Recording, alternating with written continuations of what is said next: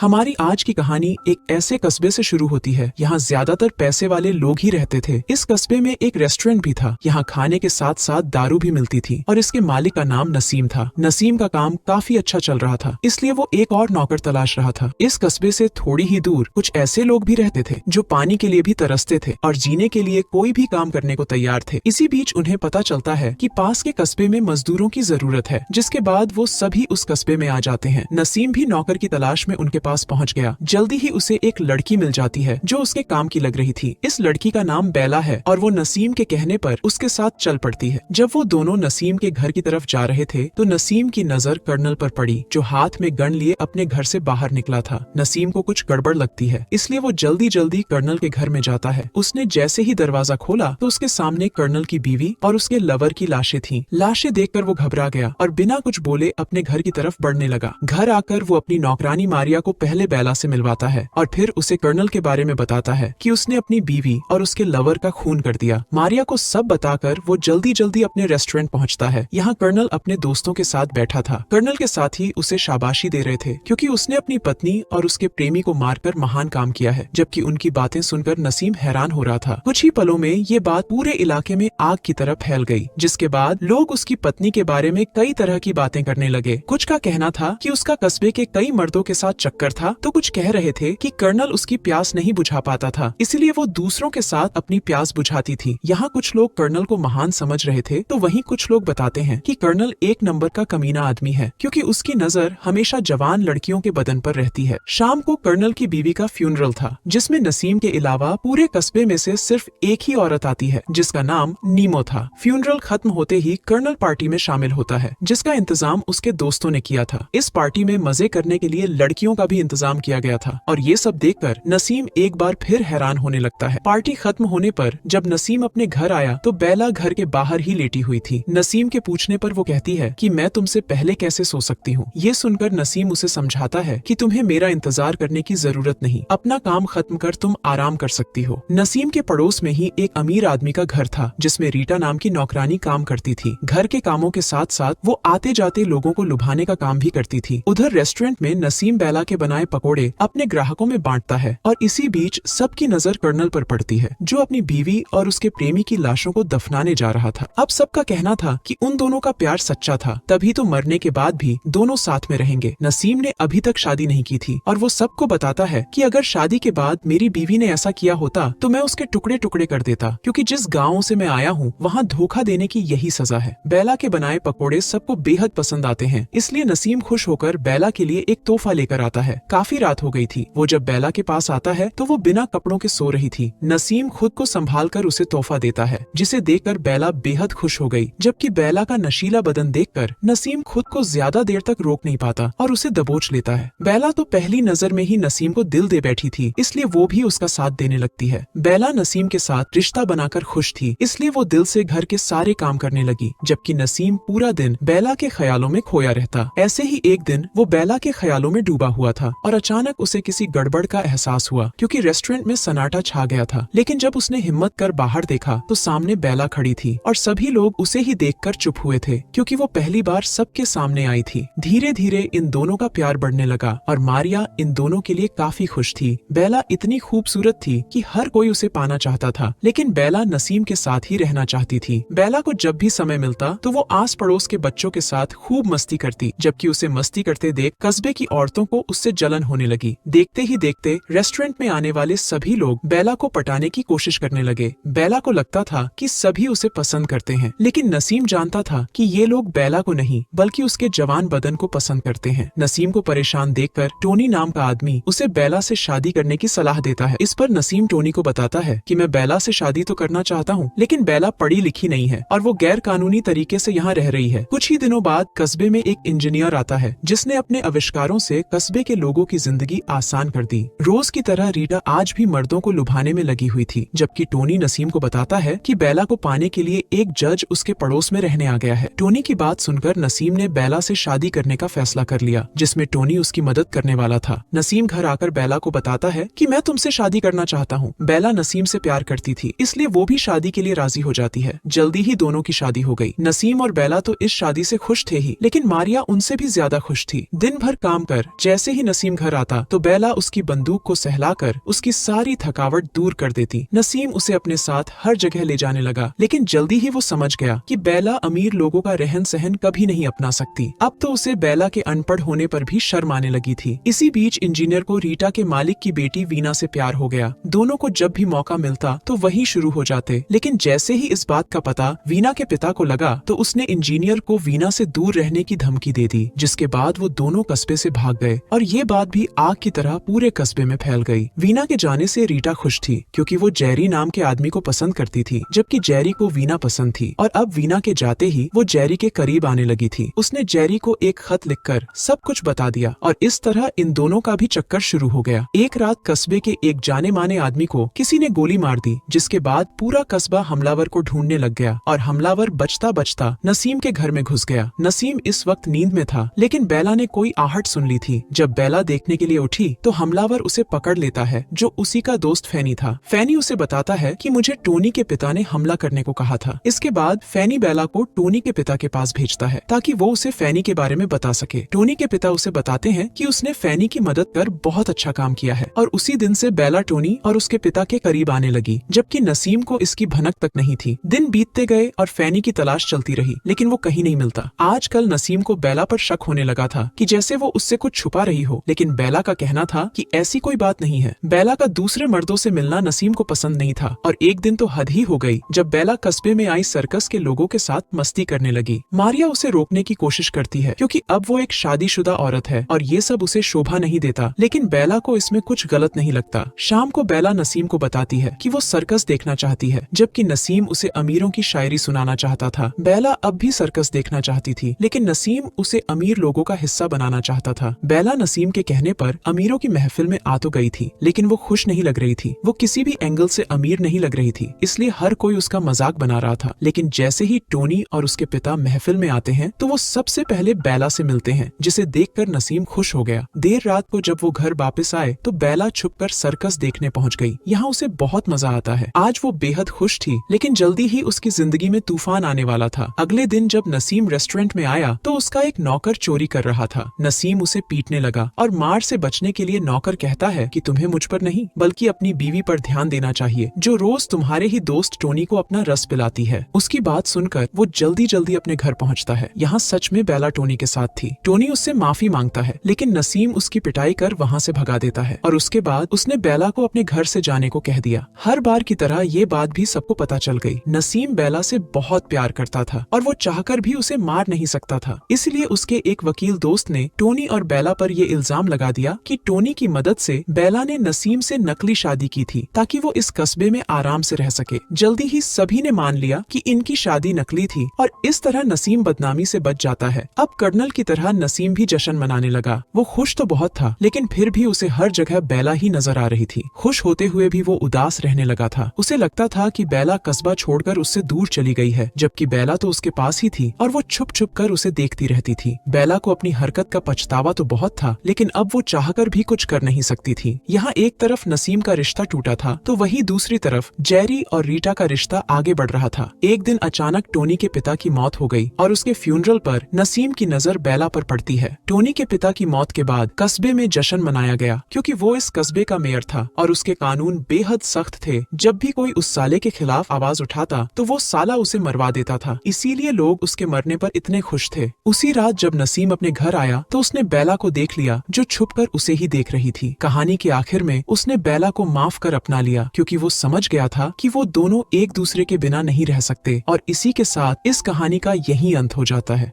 अगर आपको ये वीडियो पसंद आया हो तो लाइक और सब्सक्राइब करना न भूलें। नए वीडियोस के लिए बेल आइकॉन भी प्रेस कर दें। धन्यवाद।